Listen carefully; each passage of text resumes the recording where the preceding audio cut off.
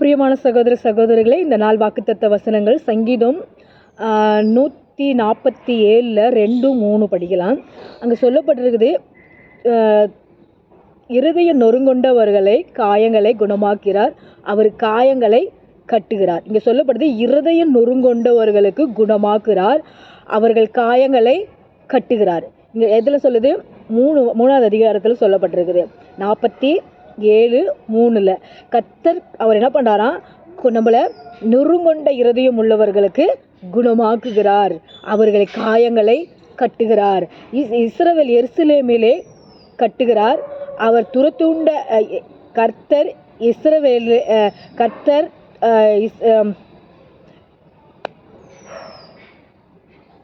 கர்த்தர் எருசலேமையே கட்டுகிறார், துரத்துண்ட இஸ்ரவேல்களை கூட்டி சேர்க்கிறார். இங்கே வசனம் சொல்லப்பட்டிருக்குது, கர்த்தர் எருசலேமிலே கட்டுகிறார். எருசலேம்னு சொல்லி பார்த்தா அங்கே இஸ்ரவேல் மக்கள், அங்கே எருசலேம் இங்கே முதல்ல சொல்லப்பட்டு துரத்து உண்ட ஜனங்கள் அப்படின்னு சொல்லி பார்த்தா அங்கே அந்த இஸ்ரவேல் மக்கள் துரத்தப்பட்டார்கள். எப்படின்னா, அவர்கள் டென்ட் போட்டு ஒரு ஊரில் தங்கி இருக்கும்போது, ஒரு நகரத்தில் அவங்க தங்கி இருக்கும்போது அங்கே இருக்கிற அந்த கானான் தேசத்தில் அந்த ஜனங்கள்லாம் என்ன பண்ணிட்டாங்க, எங்கள் ஊருக்கு நீங்கள் வந்துட்டீங்க, நீங்கள் போங்கன்னு சொல்லிட்டு என்ன பண்ணாங்கன்னா அவங்கள அதிகமாக பிரச்சனை உண்டாக்கி, சண்டை உண்டாக்கி, அங்கே பிரச்சனை உண்டாகுது, அங்கே கஷ்டம் அங்கே உண்டாகுது. அப்போ என்ன பண்ணாங்க, அந்த இடத்த விட்டு அவங்க வர்ற நிலைமையில அவங்க அந்த வனாந்திரத்தில் அவங்க வர்றாங்க. அந்த வனாந்திரத்தில் வரும்போது அங்கே சொல்லப்பட்டிருக்குது, அது என்ன பண்ண, நொறுங்கொண்ட இருதயம் உள்ளவர்களை காயங்களை அவர் என்ன பண்றாரா, கட்டுகிறார். நொறுங்கொண்ட இருதயம் உள்ளவர்களை அவர் கட்டுகிறார், அவர்களுக்கு அப்புறம் அவர்களுக்கு காயங்களை குணமாக்குறார். அப்படின்னா அவங்களுக்கு மைண்டில் என்ன வேதனைன்னு சொல்லி பார்த்தா, அந்த இஸ்ரவேல் மக்கள் அந்த இடத்துல இருந்து அவங்க வாழ முடியாமல் அப்பப்போ என்ன பண்ணாங்களாம், கொஞ்சம் 2 வருஷம் 3 வருஷம் 4 வருஷம் அப்படியாக அந்த வழியில் வரும்போது அவங்க கூடாரம் போட்டு அவங்க தங்கி கொண்டே வந்தார்கள். அதனால தான் அங்கே முதல் அதிகாரத்தில் அந்த 2ல் பார்க்குறோம், கர்த்தர் என்ன பண்ண வராம், 2ல் பார்க்குறோம், கர்த்தர் என்ன பண்ண வராம், கர்த்தர் அவர் எருசலேமைகளை கட்டுகிறார். எருசலேமை கட்டுறது மட்டும் இல்லாத துரத்துண்ட அந்த இஸ்ரவேல் ஜனங்களை அவர் என்ன பண்ண, கூட்டி சேர்க்கிறார். நம்ம இந்த நாள் எல்லா ஆண்டவர் இந்த உலகத்தில் இருக்கிற எல்லா மக்களும் யாரோட பிள்ளைங்க, இயேசு கிறிஸ்துவோட பிள்ளைகள், இயேசுனுடைய பிள்ளைகள். ஆனாலும் எல்லாம் சிதறடித்து போயிருக்கிறாங்க. ஏன்னா இந்து இருக்காங்க, முஸ்லீம்ங்க இருக்காங்க, தமிழ் இருக்காங்க, தெலுங்கு, இவங்க எல்லாருமே எங்கிருந்து வந்தாங்க, இஸ்ரவேல் குடும்பத்திலேருந்து தான் வந்தாங்க. ஆபிரகாம் ஈசாக்கோட வரலாறுலேருந்து வந்தாங்க.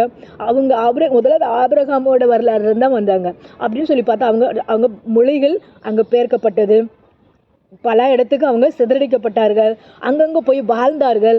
அப்போ வாழ்ந்த போது தான் அங்கே என்ன பண்ண, அந்த வாழும்போது அவங்களுக்கு பிரச்சனைகள், பாடுகள், கஷ்டங்கள், துன்பங்கள், துயரங்கள் அப்போல்லாம் வரும்போது தான் அங்கே தான் சொல்லப்பட்டது, இஸ்ரவேல் துரத்துண்ட ஜனங்களை நான் கூட்டி சேர்ப்பேன். இந்த நாள் இந்த உலகத்தில் இருக்கிற எல்லா மனுஷங்களும் எல்லாரும் ஒரே சகோதரனுங்க தான், ஒரே சகோதரி தான். ஏன்னா அவங்களும் இப்போ வெவ்வேறு மொழி பேசலாம், வெவ்வேறு தகப்பனோட தாய்கள் பிள்ளைங்களாக இருக்கலாம்.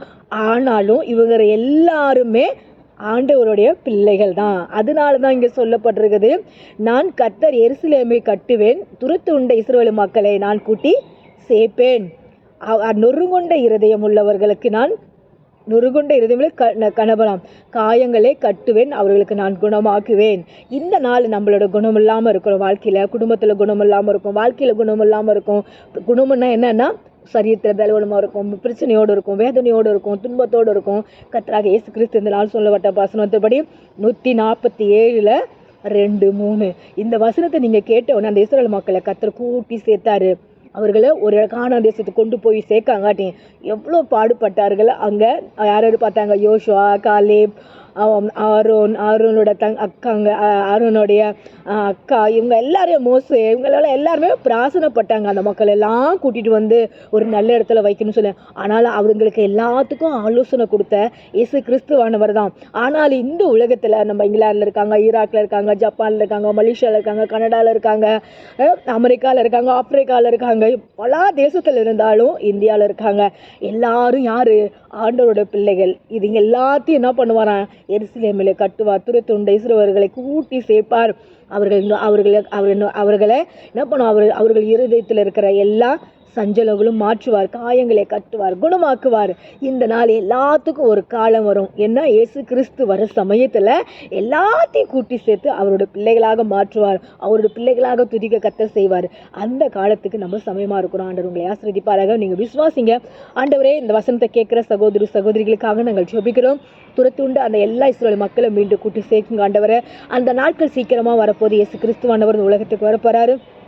அந்த நாளில் இந்த யூடியூப்பில் கேட்குற அந்த சகோதரிகளே ஆண்டவரை பற்றி இன்னும் விசுவாசத்தில் இல்லாமல் இருந்தால் அவங்களும் வரட்டும் ஆண்டவரை. அவங்களும் இயேசு கிறிஸ்துவை பற்றி அறிந்து கொள்ளட்டும். கூட்டி சேர்த்துங்க ஆண்டவரை. இயேசு கிறிஸ்து நாமத்தை ஜெபிக்கிறோம் நல்ல பிதாவே. ஆமே. Thank you God.